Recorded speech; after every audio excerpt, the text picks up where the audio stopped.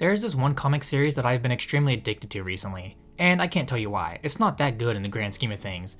But I just really like this comic and I don't know why. But hey, I'm going to talk about it and maybe, just maybe, more people can read this series that I really like. This comic called As If Love Doesn't Exist is a time travel story of a woman who dies and goes back in time to try and change not only her fate, but the fate of those around her. This is a revenge story and a romance one, and it gets going right off the bat. But let me talk about the themes before really getting into anything else with this story.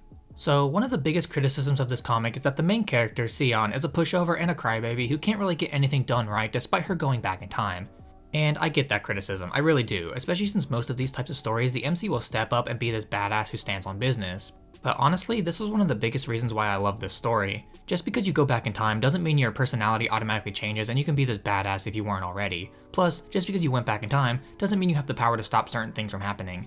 Can it be annoying to watch her flounder around and make messes of problems that could easily be solved? Yes, but that is also part of her growth as a person and a character. As you read this story, you realize that Sion is a deeply broken character who struggles to trust anyone, even those she deeply cares for. Her previous life wasn't great, having everything taken from her and being abandoned by her parents who she thought loved her. This amounts to another criticism of this story that actually has relatively recently been somewhat resolved in the story, but that is that she never told those closest to her the truth about her time travel or what she knows about certain people and events. And well, how was she supposed to trust anybody when in her eyes every single person from her previous life abandoned her and left her to essentially rot?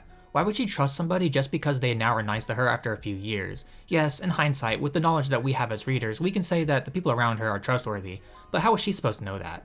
When you are in a position like hers, it can be really hard to build up that trust and to really feel like you deserve to be cared for.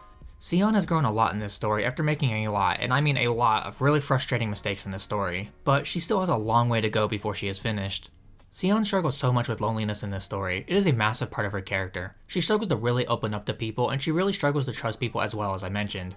Her being very introverted also doesn't help. She is always trying to do everything by herself because of her lack of connection to people. However, she does eventually form some connections with people, and although she appreciates them, she still has this lingering feeling of loneliness in her heart that is very hard to break, which causes her to often run away and be by herself. She breaks off connections all on her own in a very frustrating ways, but when you objectively look at her character, you can understand why she did this. Her loneliness is partially her own problem, but it is also caused by outside factors as well. So one of the biggest themes in this story is family, not in the traditional sense. A lot of stories talk about family or the importance of family, or even family being who you choose, and this series falls under that last camp. However, it does so in a very different way from most. Sion is a girl who was switched at birth, and once her parents learn the truth, they abandon her. She meets up with her real parents, and they love and care for her a lot, and she does eventually form a connection with them. She completely cuts off all ties with the family that raised her, although they probably wouldn't have really contacted her much anyway. And honestly, after reading the story, good fucking riddance. They deserve far worse than that, but they probably will soon, so that's good. Sion chose her real parents and some select people from her life to be her family, and she is way happier for it. The art in this comic is pretty decent. The art style itself is pretty normal for stories like this, but that's not a bad thing. It works really well for the story being told. There isn't really anything too special about the art style, however, I do really like the design of the faces of the characters. That is the most unique part about the art, and it looks really nice. Overall, I would say that the art style is decent, which is all that it really needs to be. The characters in the story are pretty good. There are some that I absolutely despise and others that I love, and that is the point of a good character writing. So let's get into this. I've already talked in length about Sion in this video, but she is a great protagonist. Sure, she has her flaws, but who doesn't?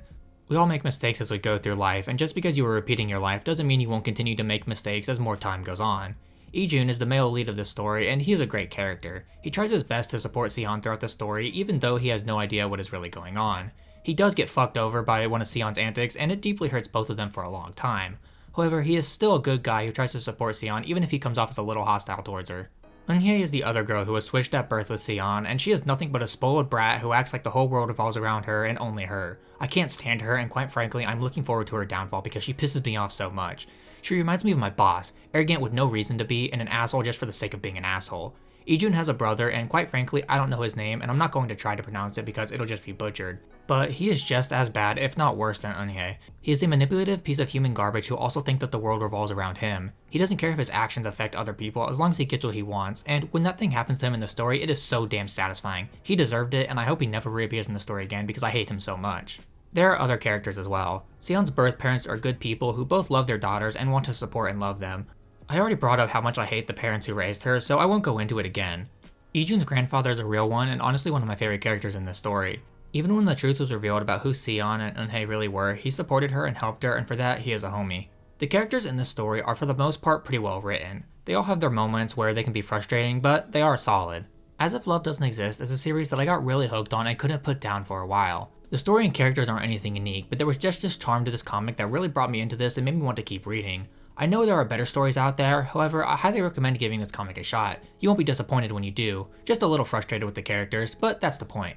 Okay, that was the video. If you liked it, maybe think about dropping a like, it helps out a ton, and maybe think about subscribing as well. If you do decide to join the community, then I guess I'll see you next week with another video. Bye!